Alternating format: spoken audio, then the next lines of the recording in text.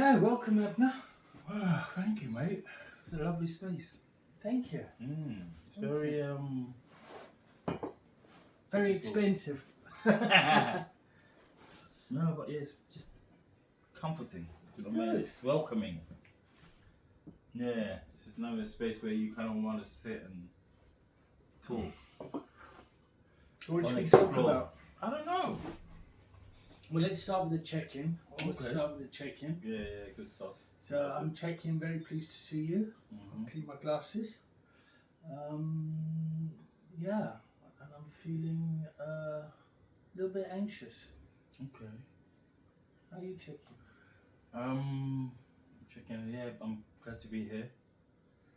Yeah, I'm feeling rather anxious. I'm feeling really anxious actually. Really anxious. And tired. Tired. Okay. I didn't sleep too well, and that's usually a sign of just anxiety and stuff. Okay. Sure. Yeah. So let's contract.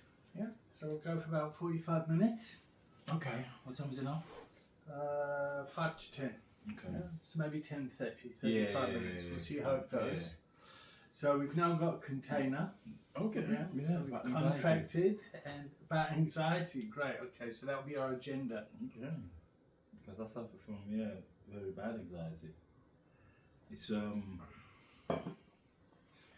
consistent anxiety. Is that terminology? You've got anxiety all the time. Yeah. Well, I understand what you're saying. Yeah. Constant anxiety. Constant anxiety. You know, just kind of Yeah, it's just there. wake up and sit. Yeah, Where it's does it just sit sitting here? there. Yeah, there. It's right in the center. Right in the centre. Solar plexus, right? How long have you had it? I don't know, man. It's been a while. It's been a good few years. Good few years. Yeah. Well, is it like childhood age, teenager age? No, I think age? no. You know, it's an interesting one, right? Because I think now I'm recognizing it because maybe because I'm older and I'm sober. You know what I mean? Which I think has been a massive contributing factor to that. And I've been thinking this of late. Hopefully, it will make sense. It will make sense. It will see in my head. Whether I've always had it from young, and then teenage years, young adult. When did you first realise it went away? I don't think I ever have realised that it went away. Okay. I've just not associated it with a language or a terminology. Do you know what I mean?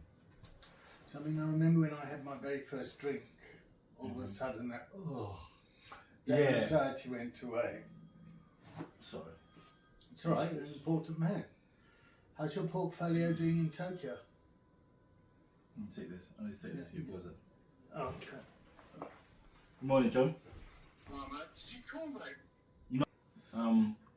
So welcome, John. Goodbye, Yeah, John. John. Hello. Welcome and goodbye. Yeah. So I don't know whether I've always carried it around with me from a child, but I didn't recognize it as how I see it now as anxiety. So what should we do with this conversation about anxiety? Do you want to go into the past, kind of why it's there and look at it? We want to kind of sit in the present with it now and like, fuck, what we going to do now that we got it?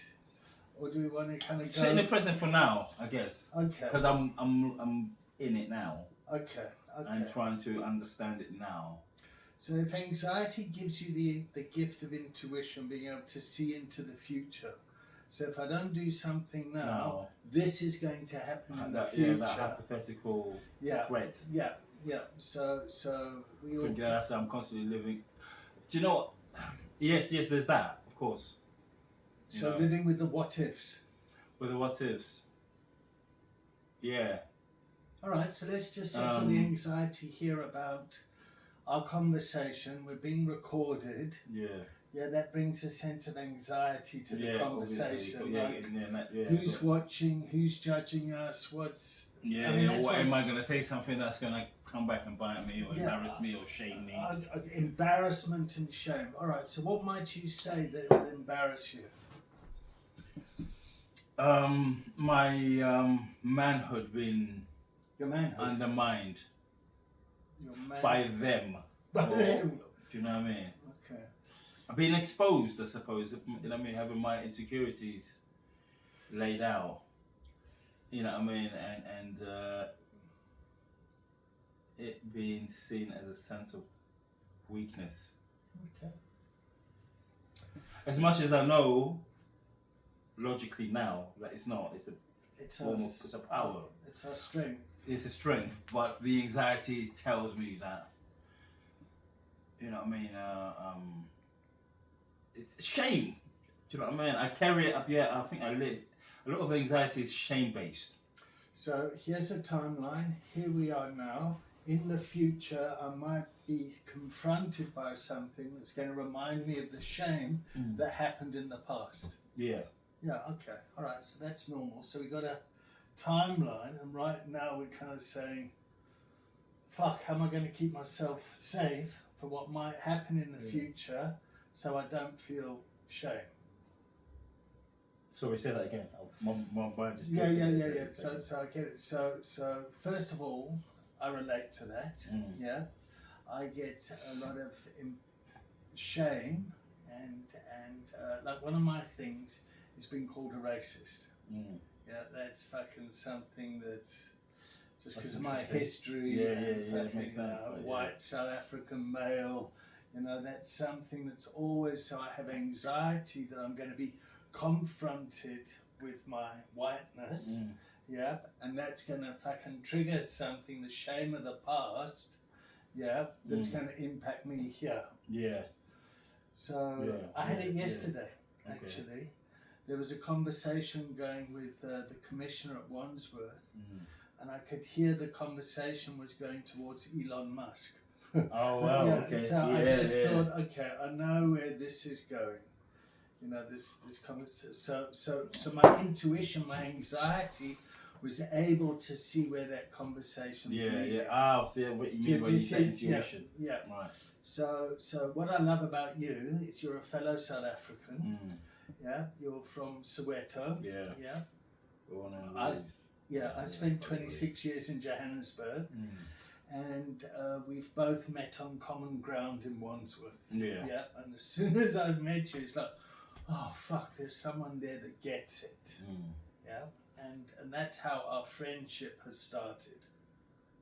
That's definitely where the connection was. And that's and that's an interesting one, isn't it? You know, because from my perspective, I've seen a white South African, right, and that immediately was like a threat. Oh, he's just fucking white. I was like, oh, okay, he's South African, he's white. So where's this coming from? He's gonna patronize me, or he's gonna go on the defense, or he's gonna ask me awkward questions about my South Africanism. And that's also born out of the shame of feeling like a fake South African, right? Because I've been raised in England for most of my life. So, and the fact that I can barely speak my native tongue, Sesotho, or any of the Zulu or any of the other ones, and having in the past when I meet just white people or or just other white South Africans, or even black South Africans who try to talk to me in Sesotho or Zulu, do you know what I mean? And I'm like, oh god, we're gonna do this because I can't, And then there's that light teasing, but it doesn't feel like being teased. You're being colonised. Do you know what I mean? It feels like I'm being judged. Look at you fake South African. You left your people behind. Anyway, going back to what I was saying. So there was that again because of what you feel, right? Like, oh god, he's West African, he's my enemy, right? How are we gonna? But because we're meeting on common ground, so how are we gonna level this playing field, right?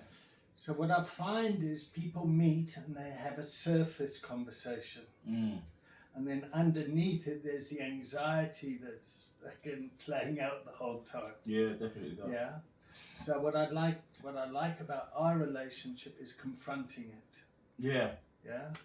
And now we're being quite confrontational, and we're putting it out there. Yeah, I'm liking that. Yeah. That, So we don't know where approach. this is going. No. Yeah? We're both anxious. Mm-hmm. We're both scared about being shamed and embarrassed. Yeah, 100%. But we've got the fucking courage to have a courageous conversation. Yeah.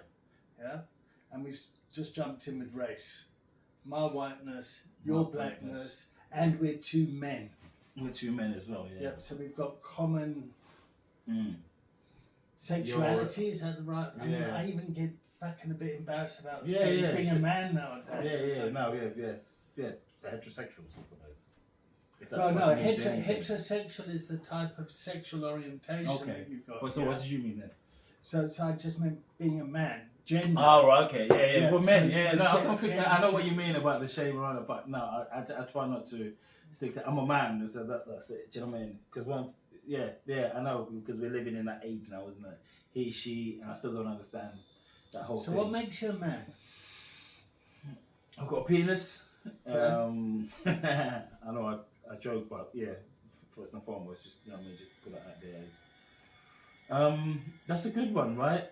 Because that's a really interesting question. Because I don't have a one size fits all pithy answer, right? What I mean about that is I don't walk around saying, "Look at me, I'm a man," even though I suppose I do subconsciously. But yeah, I think. What am I trying to say? What was the question again? What makes a man? What makes me a man? Yeah, what makes you a man?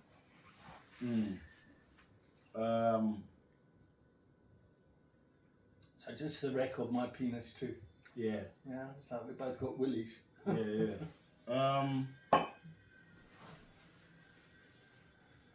Sounds so basic. Huh? It does. Yeah. It does.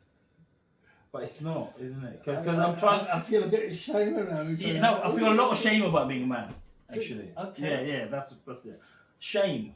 Okay. That's what I feel about being a man. I feel a lot of shame. So what's the truth about being a man that you feel ashamed about?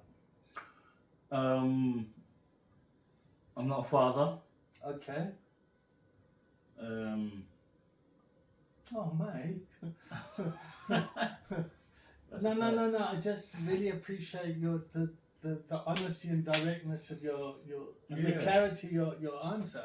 It's like, I'm not a father. Like, oh, fuck. Yeah, okay. Yeah, fucking hell, that was deep. Yeah, let me fucking try to regain my composure. I'm not a provider. I feel like I'm not.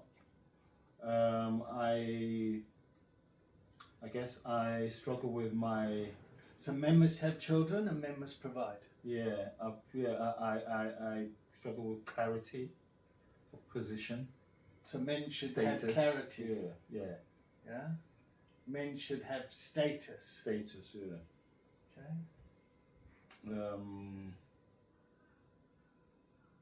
Yeah. I can agree with those. Yeah.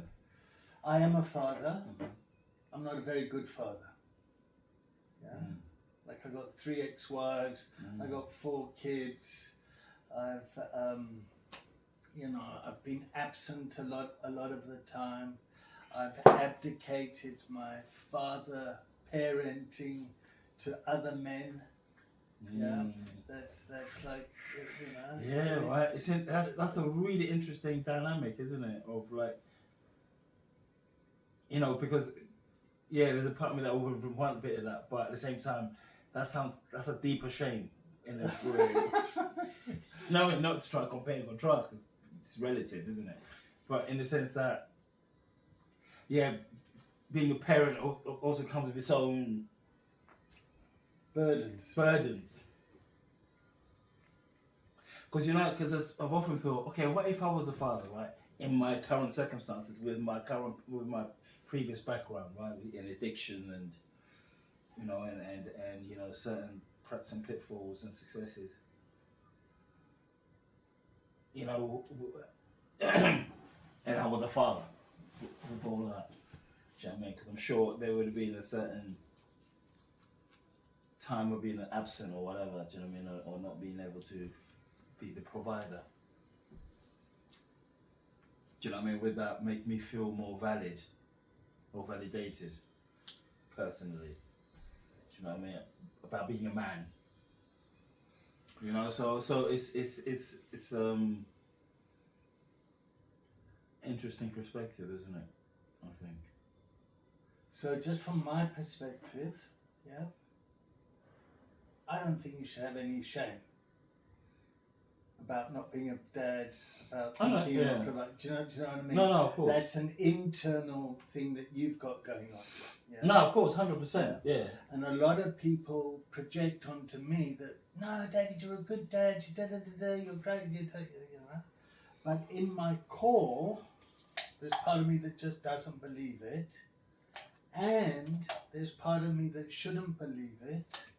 I should honor the shame because it keeps me sharp, wanting to do better. Yeah. Does that make sense? Do you mean honor by you mean recognize it? Yeah. Like I might not be living with my dad, with my children, and the fathers that have been bringing them up. I can still be respectful to them. Yeah. And the relationship that they're having with my ex-wife, in a way that's beneficial for the kids. Yeah. And I can actually own that, like, fuck, I'm sorry I'm not here. Thank you so much. This is a situation, and still make the most of it. Yeah.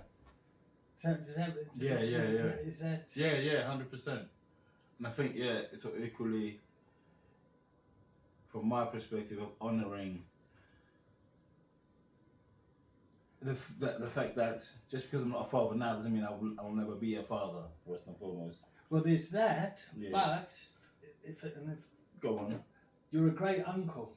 Yeah, I like to think I'm a good uncle. Yeah, great uncle. Yeah, do you know what I mean? So in that role as an adult male, you've been very, I'm going to say, healthy, nurturing, healthy masculine. I don't know. Well, why don't you tell me how it's been being a? It's rewarding. What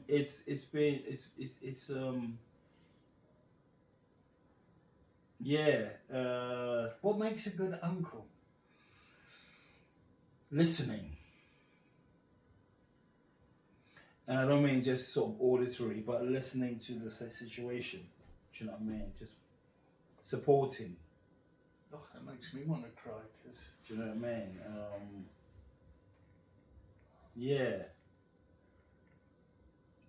Because...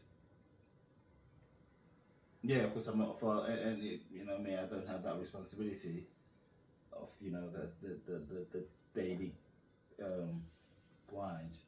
But do you know what I mean?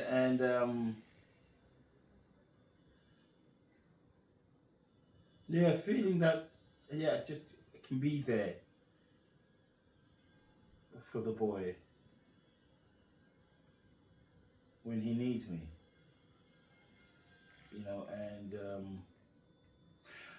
And to kind of to hopefully, contribute to his understanding of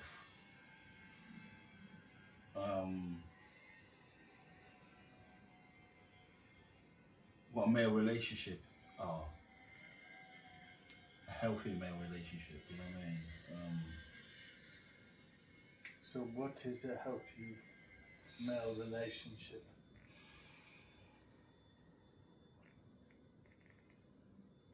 Honesty.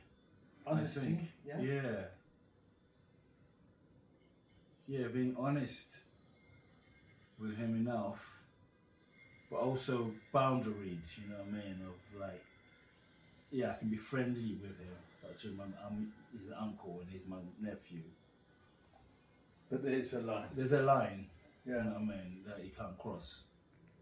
And what are and some it's of a those healthy lines? mutual respect,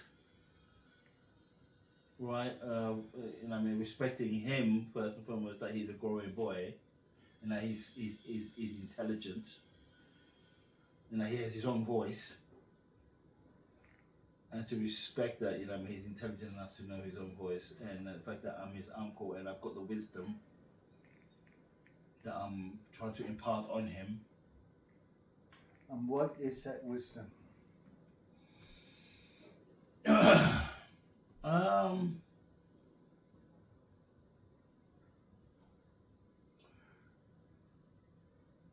To try the best that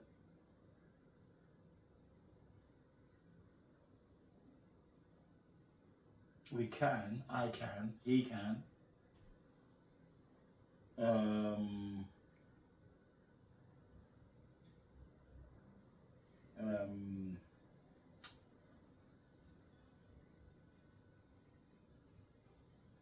One's responsibilities. I'm trying to find the right words for it. Given that, you know, they will be infallible at times. Do you know what I mean? To own your mistakes, I think. You know, and So if I think about my role as being an I uncle don't in the think that makes family. any sense. Yeah. I just want to jump in. If my role as being an uncle in the family, I was always like, there's David. So I got 3 sisters. Yeah, and I was the firstborn. Okay, you're the oldest. And the youngest is 20 years my junior from my father's second marriage. Yeah, and my sister, experienced the chaos of my addiction. Yeah, and that had a huge impact on her and the family, as addiction The youngest does. one. Huh? The youngest one. No, my oldest sister. Okay, Yeah. the second one. Okay. And as a family, we all suffered with my father's alcoholism. Yeah.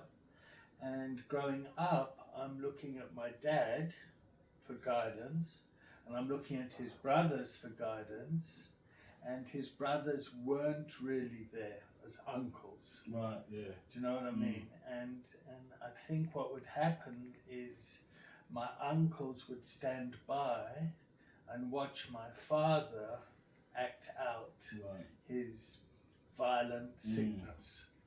I think that's the best way to kind of frame it. Right. And so as a young boy growing up, looking at the men for like, okay, well, how do we behave? It's not like they could come and tell me how to behave. No. They would show me how to behave, and then I would model that behavior. Yeah.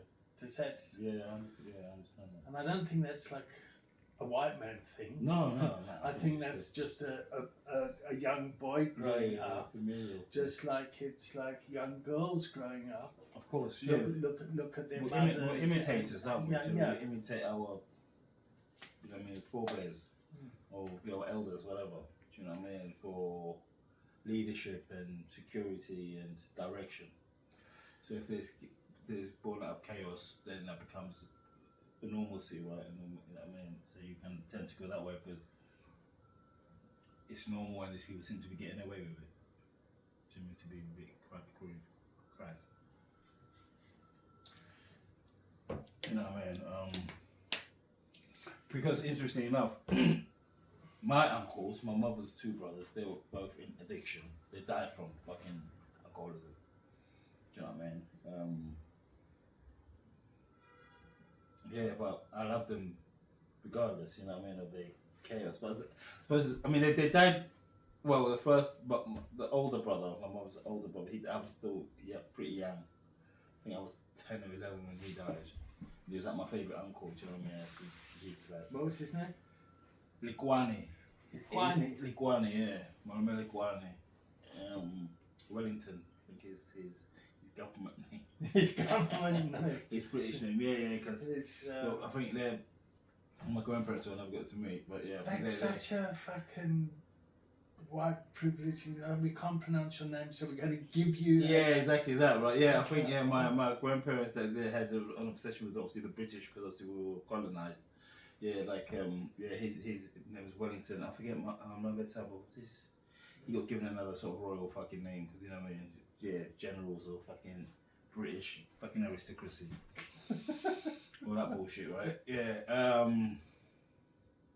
Yeah, but you know, I really enjoyed fucking. I always look forward to fucking chilling with him because he was fun. He was my fun uncle. Fun uncle. Yeah, What did he do? No, it was just being fun. I guess it's just like he just let me get away with everything. I mean, he was like opposite of my mum, right? Okay. So he was just So like your mum uncle. was like strict, Yeah. conservative. Yeah. No, But he was like I always go there just to play and just buy me stuff and just do you know what I mean? That sense of freedom and being with an adult and just being able to play. Gave you space. Yeah, man. Do you know what I mean? Son used to call me. Son. Yeah, son. You know what I mean? But in the background, the alcoholism, obviously I didn't understand it as a kid, but it was there, it was apparent, you know what I mean? He was always pissed. He used to drink, you know, the Mamba. Yeah, that home fucking home brew. You know what I mean? And he was always pissed. You know, you know that Puzza face, right? Puzza face, yeah, he had that fucking face. What's really interesting, because I thought he was a lot older than he was when he died, because I remember asking my mum several years ago, you know what I mean? I was like, Mum, how old was Uncle by the way when he died? I think he was like 42, 43. Yeah. Do you know what I mean? That just fucking blew my mind. You know? I think by that time I'd already overgrown him, you know what I mean? You know, and that's the tragedy of it all, isn't it? You know, very talented with his hands and stuff like that. You know, he used to put his hands to a lot of things, but because of just the ruinous nature of apartheid and just all that fucking bullshit. Yeah, but I loved him regardless, right? You know what I mean? And then she had a younger brother. He also died from alcoholism, you know, addiction and shit like that. Tragic. Oh, died of life. Died of life. And where alcohol was a solution to help Yeah, get through it. right. Just that tragedy of circumstance. But yeah, I think the younger one, he was over 50. He died about 5-6 years ago. I think he managed to get over 50 years older than you. Maybe 10 years ago. I don't remember. But anyway, but for me, it's I remember them with good times. You know what I mean, with positive environment. Even though, of course, as I got older, then I started to understand and see the situation that it was anything. So let's capture the positive stuff in that environment. So when we have men's circles, support and love, we can kind of like support and love. Yeah. That's what I take from my relationships with my uncles. Okay. Do you know what I mean? So men supporting men, men loving men. Men loving men. Yeah. Yeah, 100%. And that's very important. And I think that's what I'm hoping that I'm imparting onto my nephew, that he knows that I love him dearly, and I support him. I love you. Yeah. Boy, I love you. Yeah, no, it's very important because that's one thing which I noticed with him for the longest time. He still doesn't have, which I found it strange. Maybe just I guess because of my own upbringing or whatever. Do you know what I mean? Every time I used to see him, whenever we were together with his parents, whatever, he used to always make the point to say "I love you" from very young. He still does it now. Do you know what I mean? Every single time. You know what I mean? It's not like once in a while on his birthday or some shit. Or every time I see him, he's like, "Yeah, I love you." Right? That's a bit strange, mate. These fucking young kids don't do that all the time. Where's that coming from? Maybe maybe it's just kind of just me showing my own insecurities and my lack of what love meant, you know, because my mum never told us she loved us, you know what I mean? So no, she didn't. She did later on. She would say it on occasion as she got older, But yeah, we never hugs and love and all that. You know what I mean? That was never spoken. So love and your kindness verbally. can be traumatic. Lack of or Love yeah. and kindness. The lack can, of. No. Oh, okay. Just love and kindness Can be traumatic. Can be traumatic. Yeah. It's counterintuitive, but fuck, all of a sudden I got this person being nice to me. So Okay, what the fuck do they want? Yeah. What's their agenda? What's Mm. the game? What's the angle? Yeah. No, I mean, no, I didn't get that from him, but yeah, it felt a bit weird, but I didn't see it from that perspective. No, I'm not saying I know you you're say not, you're yeah. getting it from him. that what so I'm a very generous guy. Mm. I just fucking like people, and it creates a lot of mistrust. A lot Yeah. of like, who's the fuck this guy? What's his agenda? Yeah. What's his motive? What's really Yeah, what's going on here? what's Going going underneath the on? bonnet. Yeah. What's going on? What's the word? Yeah, I know what you mean. Did you say agenda or Agenda or like. Yeah. Yeah. No, it's really interesting, isn't it? But that's the thing. But as older as you get in, and the more our relationship, grows. I kind of try to make it a point just to return that. I love you.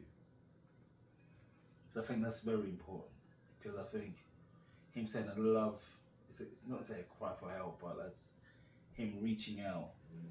And I think it's very important for me to reciprocate that. You know what I mean? Meet him equally where he's coming from. You know what I mean? To kind of say I love you equally. And I think young boys naturally go and tell their fathers and mothers that they love them. But somehow society comes and wants to kind of knock it out of them. Is it society or that family dynamic? I don't know what it is, but something fucking happens. Yeah, because I like I said to him, we never grew up with that within the family dynamic. Even when my mum used to say it felt strange, it felt awkward. It was that awkward thing, like, oh, okay, what am I supposed to do with that now? Am I supposed to do something now? After she says she loves me, shit, am I supposed to return that? Am I supposed to go buy her something at the shops? Or even worse, oh God, what have I done? Oh. Alright? Well, shit. And I'd rather her just to kind of reprimand me rather than tell me she loves me. Do you know what I mean? Because, yeah. I'm not angry at you, I'm disappointed. Ooh. I love you so much, but I'm so disappointed. You ever just let the family down, you've let yourself down. Oh, God. But yeah, it's an interesting one. Yeah. So, I think. As men, how do we take these values into our communities?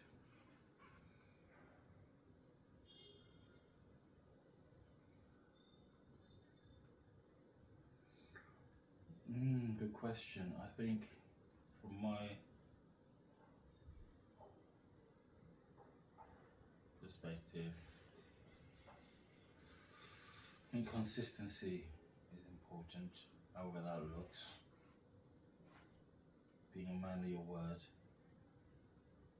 Do you know what I mean? Because that's definitely something that really niggles me. When people don't do what they say they're going to do. Yeah, because I know I know I've done that myself, and I'm very aware of it. Do you know what I mean? It's like, mate, be there when you say you're gonna be there. Do you know what I mean? That's what last week. I mean, you kind of went, it doesn't matter, but it really freaking wound me up. Do you know what I mean? Because I said I was gonna be there, and I called him, I could done it again. Do you know what I mean? And you made kind of, but it's important to me anyway. It's very important. So let me Just tell you from my about own that quickly. growth. Let me tell you about that. So, and I get you fucked up. I get the agreement was we're going to meet at this time, and then you didn't, and whatever. Yeah. From what I've learned, yeah, and I'm going to call this African time. Yeah, is so we'll put on trainings for people to come, and so we're starting at 9 o'clock, and then people would wander in at 10 o'clock, and then I realised that I needed to have to adjust my expectations to understand how difficult it is for people to come and arrive and, in this kind of Kairos time and Chronos time. Mm-hmm. Yeah. So like watching a flower grow, it's going to grow in its own time, yeah. in its Chronos time. Yeah. Whereas Kairos time, or is it the other way around? I can never remember. But like, it's Well, 9 o'clock. Yeah. That's really interesting you saying that, because in the past, because I think there was a podcast, I don't know if I've listened to all, or there was a woman who, I think she's a sociologist, I forget. I think Asian background or something like that, and studying that thing about Africa time, or fucking different cultures have different relationship with time, and obviously we have the Scandinavian format where it's German, it has to be boom, whereas other cultures have a different relationship with that. In the past I would have took that as offensive. For example, like you saying Africa time, turn up when I was like, what the fuck you saying, we're lazy? Okay. But there's been studies done about that. Do you know what I mean? It's nothing to do with laziness. And this kind of it shows in language as well how people talk. You know what I mean? Like how time and where you come from, the relationship that different people have. It's not just a form of laziness. It's just have a different relationship with what that means. You know what I mean? So yeah, I see that, and I guess because of the way I've grown up, in the culture that I've grown up in, do you know what I mean, about time, and it's just for me as well. It's important for me to as a form of building a structure. Do you know what I mean? Of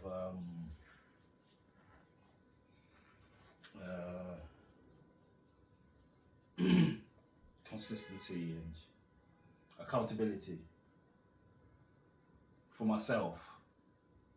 Say, okay, I'm going to do this at this time and this date, and I may not achieve it fully, but the act of go, all right, okay, I'm going to do that, I'm going to be there and achieve that. Okay, it may not have happened the outcome might not be what I was expecting, but the action got done. Boom. Again, about reconnecting the brain, right? So in Western psychology and industrialization, that sort of thing, time, the Industrial Revolution, all that sort of stuff has certainly had an impact on where we are today. 100%, yeah. And in the clinic, we have a strict program, that we're trying to get people to follow to recreate the environment to reparent, because a lot of people come from chaotic backgrounds. But just sitting here thinking with you and talking with you, and the actual psychology of recovery. So we'll get a lot of Western people come over to Johannesburg for treatment, and it's quite lackadaisical. Come in, well, it's a bit like CEDARS actually. You just kind of don't know what's kind of going on, and we'll have a group, and then we'll float to here, which is actually a very healthy, nurturing, Ubuntu type environment. But it's quite shocking if you've got this kind of westernized, like, here's your appointment, don't be late for your appointment, you've got a 60-minute session, 10 minutes it closes, you write your case notes, and you go into your next client, and then there's this production line of psychology that is very kind of westernized, and if you look at the roots of it, it's actually kind of come from indigenous culture. Right. Native American culture, African culture, Aboriginal culture. You mean the fluidity of rather than regimented? Yeah. Like the community would support someone with their mental health. If someone's out of line, it's like, okay, we'll go and see your fucking uncles now. Well, you're really badly behaved. We're sending you home to your mother. Like that's a mummy's going to, get your fucking ego in shape and fucking tell you that you're are we still on track, by the way? Are we still talking about anxiety? I think we are. Well, no, we were talking about manhood. Well, we started off with anxiety. Then you asked the question, what does it mean to be a man? Yeah. I think that's where. That's the kind of the agenda, and I guess the burden of being a man with anxiety is we're taught not to show our fear. If you show fear, it's weakness. But actually, showing vulnerability is great courage. Yeah, for men. Yeah, I agree. Okay. Talking about time. yeah. God, it goes quick, isn't it? We've gone past 1/2 past. So what we're doing now, we're closing. I don't know. Should we keep talking? I don't know. A little longer? I mean, what'll be interesting is when we stop the recording, how our conversation changes, because like we haven't got this thing watching us. That's an interesting thing, isn't it? Because it's because I'm thinking, and I've noticed it. Just in the manner the way I talk and even the way I'm sitting, I'm like, okay, I'm performing. Yeah. But saying that, I definitely found a comfortable space.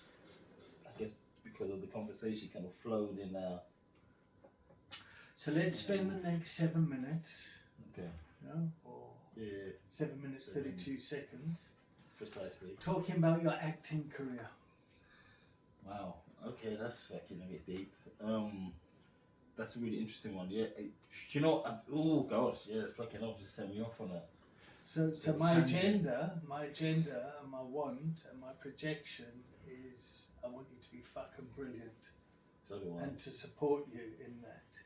But I don't want my fucking agenda to traumatize you and send your anxiety off. And no, of course, yeah, you know what I mean? No, 100%, yeah. The only reason I've done that thing is, readjusting. Because I woke up this morning, a lot of my anxiety this morning is born out of that. So when I'm in this space where I feel very much fraudulent. Not necessarily in my acting ability, but in the content that I feel they're lack of. Meaning, in getting myself into that space. Okay, make it simple. I feel like I don't watch enough films, television, series, theatre. I'm not involved enough in knowing that world in that respect. You know what I mean? Of knowing,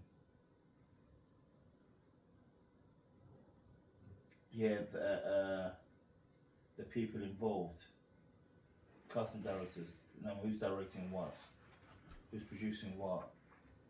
So it's got nothing to do with your acting ability. It's got to do with the networks. Yeah, the relationships. My relationship with the actual in the community. within the industry. Yeah. Thank you. Okay, great. Okay, cool. Thank you, Vera. That's very helpful. Yeah. Yeah. Okay. So it's got fuck all to do with you. No, because you're a very good actor. I'm a good actor. Yeah. What you're not good at is my relationship. In your village with the people, so that they know fucking. Okay, so who are the uncles that you can go to in the industry and say, fucking, here I am? I don't know. Yeah. I haven't found them. There's one actually which I need to get two actually. I need to contact. They put their hand out and say contact me. Right. One is actually a tutor at the school. He doesn't teach me, but I met him. He was doing a drop-in class. Do you know what I mean? And I kind of enjoy it. Do men support men? What do you mean? Where? In that space? Yeah, just like big each other up. Yeah. Yeah. I think good men do that. Yeah. Oh, you mean just in general? Or? Yeah, fucking let me give you a hand. Like, fucking Man, support me, but I'm talking about within my industry. And for me, it's born from, it's a legacy thing, you know what I mean?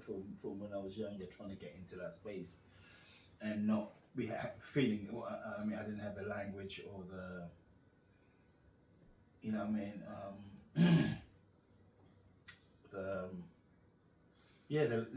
The language and how to navigate that world, do you know what I mean? And oftentimes, I think it's born of just in general how I navigate certain spaces, you know what I mean? What spaces don't you get? I think. Because I want to go in and fucking raid that space. I'm talking about just in general, I think. But of course, the acting world, because it's so cliquey, and I always felt an outsider. And I think in general, in the world, you know what I mean, through all my different friendship groups, I've always felt the outsider. You know, I was, you know, as you've often said, you've probably often heard in AA or whatever, like, you know, one common denominator about chameleon, right?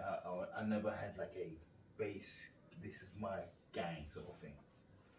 You know, I always adapted in different places because I never felt like I was part of. I was always just outside, looking in, and then I'd come in, and you know, once I've kind of worked out how the hierarchy or the system works, we'll go in and mimic, and then leave. Just for the record, that's part of the human condition for everyone. Yeah, that's fair enough. So whether you're working in banking, whether you're working of course, at right? McDonald's, whether you're working at, you know... Okay, fair enough, but DWP, whether you're a patient in a hospital, there's cliques and people... No, of course, but I'm just talking about in relationships in general. I'm friendship, sort of. I'm not minimizing the experience. I'm just wanting you to know that it's not just people who identify as alcoholic. Oh no! Of course no. I just used that in because that's where I've heard it most. Do you know what I mean? With regards where people who have similar afflictions to me talking about, you know. I agree with you. Yeah, do you know what I mean? So I know it's not an alcoholic thing. You go to a room filled with alcoholics, and people who are. I guess the only reason I use alcohol is because probably that's the first time I walked in the room and I felt like people understood. Because they were speaking my pain. authentically about their pain. Which I connected with. And the false assumption is that we're the only ones that get it. So, so there's kind of trauma bonding in that community. Yeah. So and then people that have been marginalised or discriminated against or something, they then feel that they're the only ones that have it. So you can get it with gender, you can get it with race, you can get it with. That makes sense. But if you class, you know, which school did you go to? Which country? So that's a human thing. Yeah. That makes sense. Yeah, I agree with that. So I don't know what was I going? So we were talking about your acting career. My acting career. Yeah. So then you're going to go to to say for me there's this thing which I carry a lot. You know what I mean? You know, that feeling of fortune. I was actually making notes this morning around that I had to because it was really overwhelming. You know, that whole imposter syndrome that, you know, I don't quite fit into this group because I don't have the language.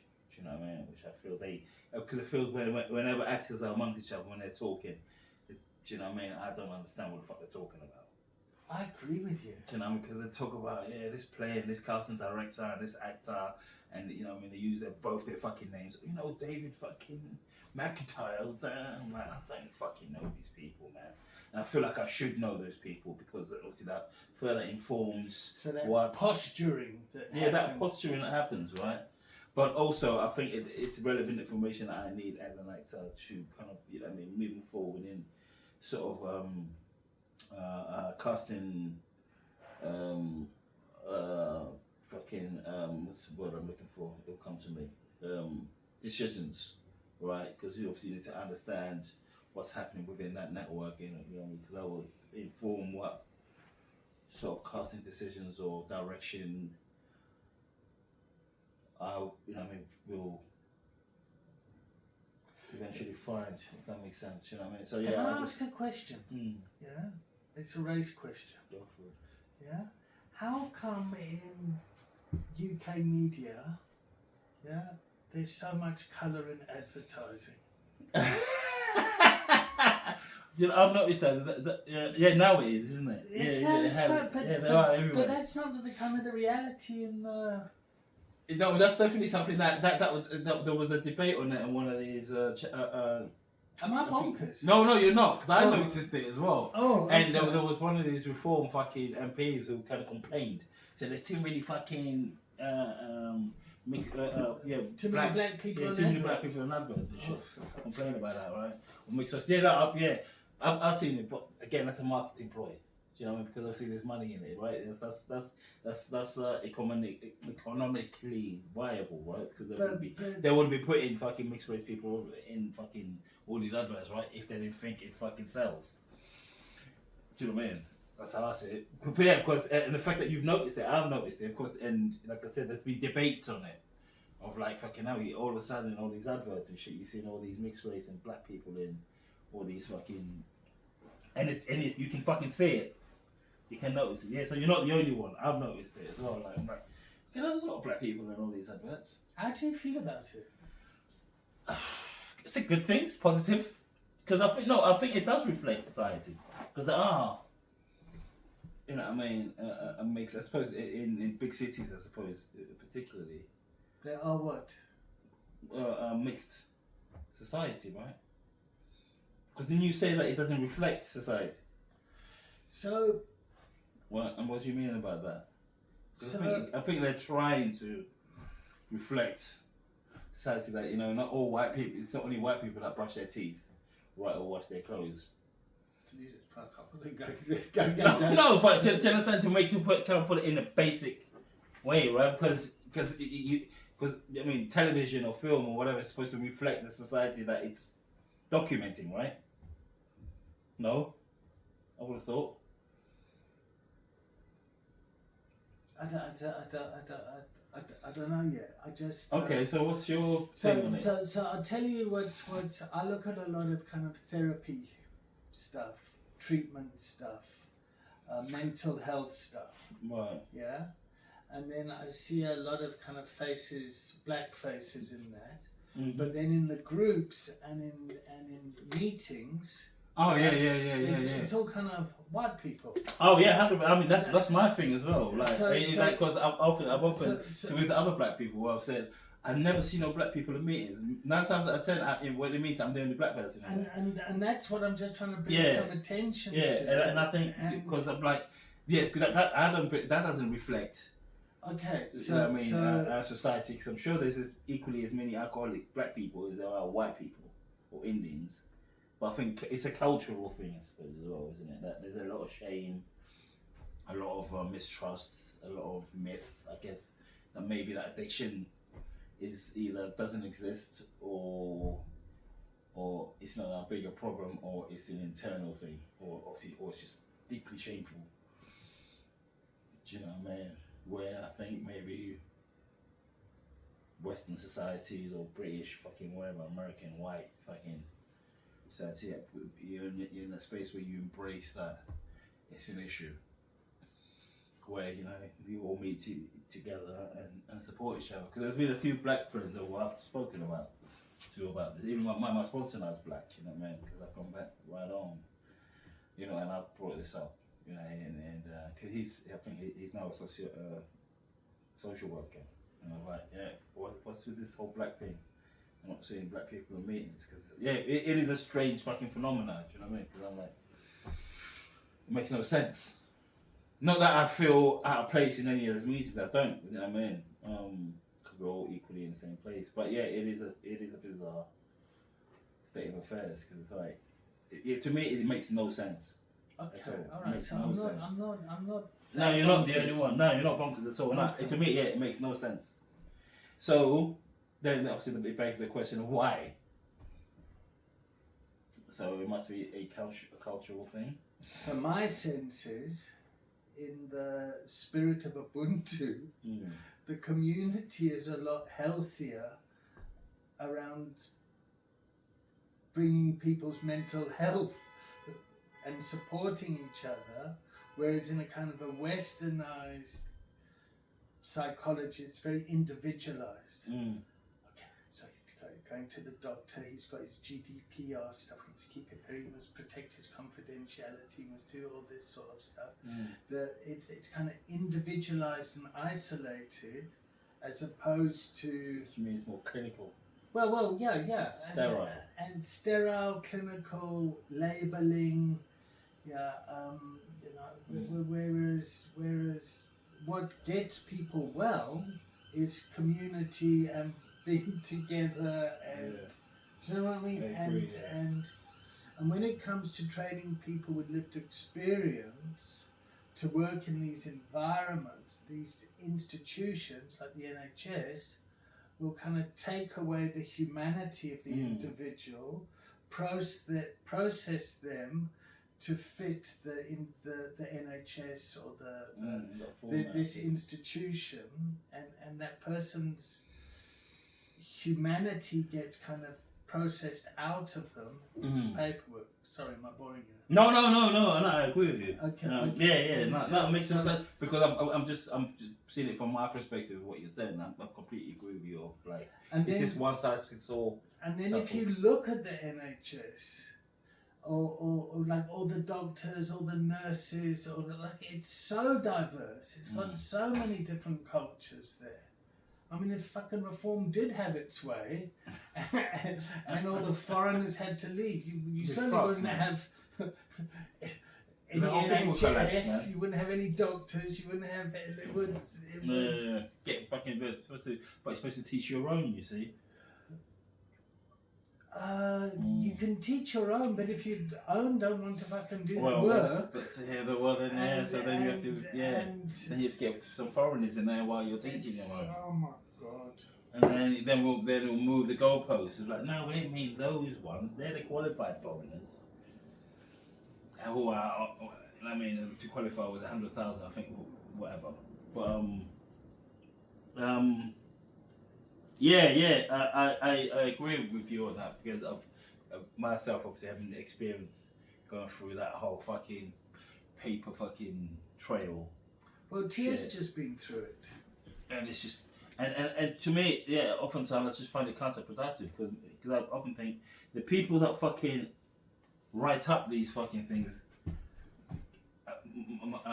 clearly must be ignorant of the actual.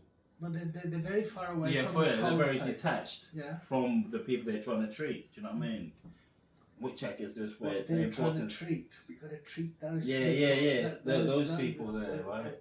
Because you know what I mean, because we know better, because we've studied it in the lab, and we know what works and what doesn't, right? They are hard to reach people. And then so that disconnect creates conflict, right? And I think even more. How are you feeling now? I'm good. Bit angry. There is anger, of course, man. Good. Definitely that, 100%. It's nice to see. Nice to hear. Of course it is. You know what I mean? Because it's frustrating, and as a recipient of that, because I think oftentimes it creates even more internal conflict as the sufferer, because it creates confusion, right, and that detachment. Because it's like, okay, but you're trying to put a fucking square peg into a round hole. You know what I mean? It's like, no, my brain of clear doesn't work like that. I don't understand what the fuck you're saying. I don't understand what it is you're trying to, you know what I mean? And they say, no, but you listen better, or whatever the fuck it is, right? It's like, no, but I'm trying my best to listen, but I'm not understanding what you're saying to me. I get it. I hear the sounds, but I don't. It's not connecting. It's like boom, boom, boom. Yeah, like you're saying, the whole time, and we have to. There's a long, what's it called? The period, by 6 months, and then like with CDAS was up with that. I know I felt that fucking certain shock, that shift of like, okay, you're done now. Like, oh, right, okay, done. What am I supposed to do now then? You're treated. It's like, okay. Next block. Next. But and I could understand, I guess to an extent, from what it is that, well, we've only got X amount of money. Okay, fair enough. You know what I mean? We can't But treat how everyone. much money does it actually cost to treat us? Yeah, that's philosophical, isn't it? I mean, we just need a space, yeah? Come together and talk, be nice to each other. I mean, the actual cost isn't that much. No, of course not. But it's also about, you know what I mean, the powers that be and The the cost will. is and is the to will, have the right? professionals Yeah. sitting in the room. But it's also about the political will, right? But what do you mean by that? Priorities. You know what I mean? I mean, like what you're saying, it's how much does it cost? Like you're saying, it doesn't really cost that much, but clearly, how the system is designed. You know how much it saves? What's that? Yeah, of course. I When mean, actually people like yeah, us yeah. and our humanity is in a direction of No, of course, making that's the what I'm world a saying. better place. 100%, but it's about that political will and the detachment, right? Because the policymakers and the people that fucking, I mean, are not seeing us as humans. It's just a statistics. But Isn't I it? think we It's need. graphs and numbers. But I think we need to learn how to see the humanity in those people.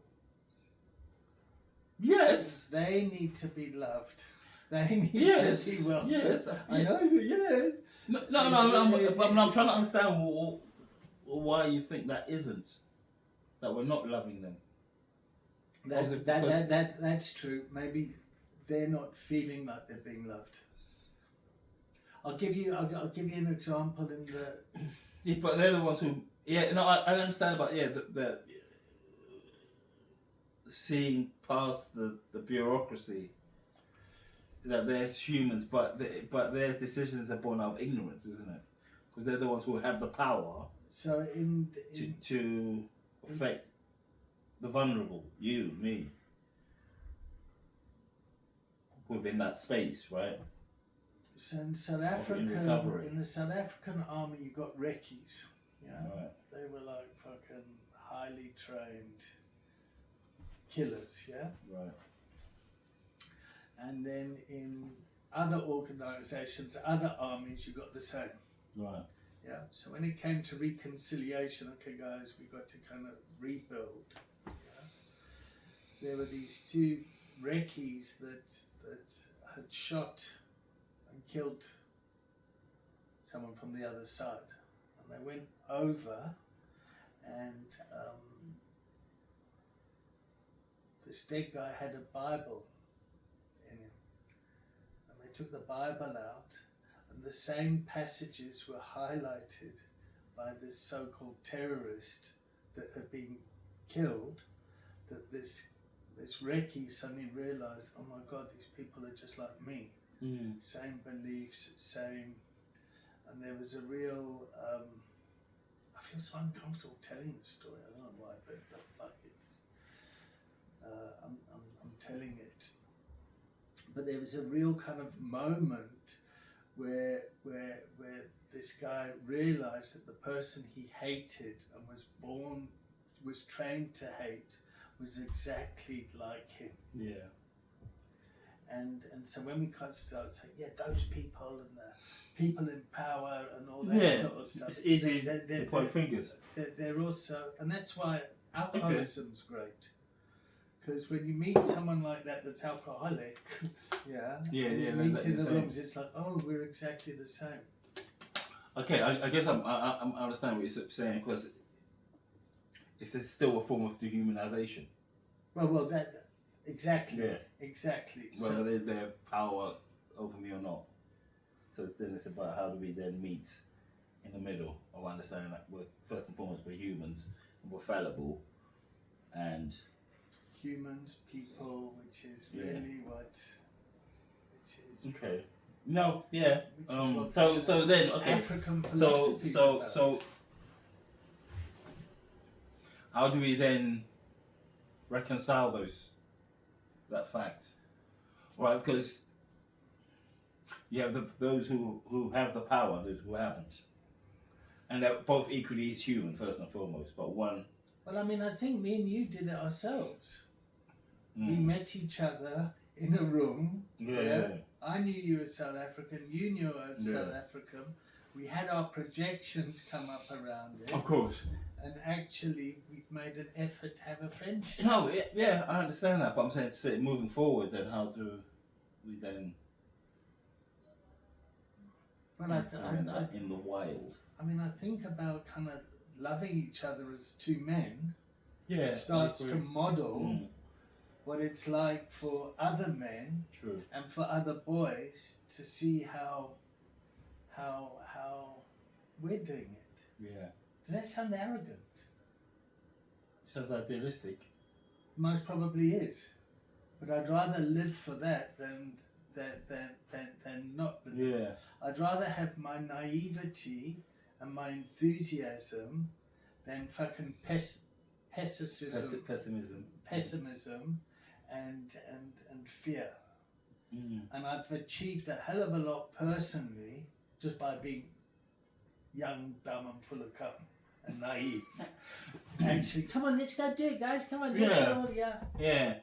And I've gotten fucked up along the way, Naturally. but I really you have. Think, you think then you achieve more in a positive way rather than going in there. Well, a lot of with a people fucking think hammer. I'm fucking mad. So when I've gone into Soweto before, people think, who's this fucking whitey? Mm. What's he doing here? Why is he doing? What's going on here? Yeah. That was a big yawn. No, it's just I'm fucking again because I'm not sleeping on it. So Kill him with tired. kindness. I've heard that before. I don't think I want to kill anyone with kindness. Yeah, no, it's just a bit flipping counterintuitive, isn't it? But yeah, I mean, yeah, I can run with that, or try to get to that place of seeing everyone as human first. I mean, it's like in our group the other day. Yeah, I can't remember if you were there, but I was talking about how I'd been hurt by people in the community. Yeah, was it And, Monday? and, and, Was it and, last and week? then Juliet said to me, well, what are you going to do about that? And I just kind of said, well, I'm just going to have kind of compassion for them because they don't understand. Mm. She wanted me to fuck them up. Yeah. But I mean, how far can you keep running with compassion, right? You know, because, you know, oftentimes... Well, that goes into my Jesus complex. You know, we're not playing with the same rules, right? You may say, yes, love the oppressor. While he's beating you over the head. And you keep loving me. No, I don't want to be doing that. But I suppose, yeah, that's probably different from just trying to understand. And that's really not what I'm saying. No, yeah, okay. Yeah. In fact, Well, but I suppose, yeah, compassion is slightly different than just kind of, you know, hugs and kisses. But, okay, so then, how do you then use that moving forward in trying to bridge that gap? Of understanding that, okay, they're humans too, with, you know, same flaws, same blinders, or get capable of, you know what I mean, having blind spots through their own experience and privilege.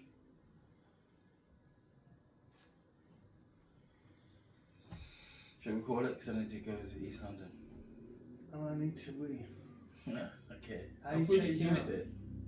I did enjoy I'm not it. checking out. I've enjoyed it. Interesting enough. I wasn't quite sure how it was gonna go, but I'm liking the back and forth. Okay, this is going live. No editing, no nothing. Okay. You're like, fuck you, we've tried this several times now. There Enough. we go. This is All going right. to go to our 52 subscribers. Okay, we have 52 subscribers. Do you know what? Okay, I'm wrong with that. Yeah? Thank you. Okay, do I get to watch it first before you post it? Well, I'll post it and you can watch it. No, I can just watch it before you post it. Is that a Freemason's handshake?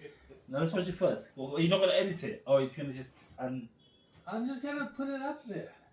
Do you know what? And Go then for it. take the transcript and then can edit it and like if we sit around Let's and do it. just just fucking do it. Yeah. All right. Yeah. You know what? It's like fun. Yeah, because Let's face the shame. let's face the shame. Because I know. Yeah, a lot of it is shame based, and usually shame stunts growth. Or shame shows you what your true values are. It's when you betray them, you feel like, oh, fuck that one that's up. strong, isn't it? Your true values. It's a truth teller. It's a truth teller. Do you know what? Yeah. But I want to watch it as well. So Yeah, it's yeah, obviously yeah. growth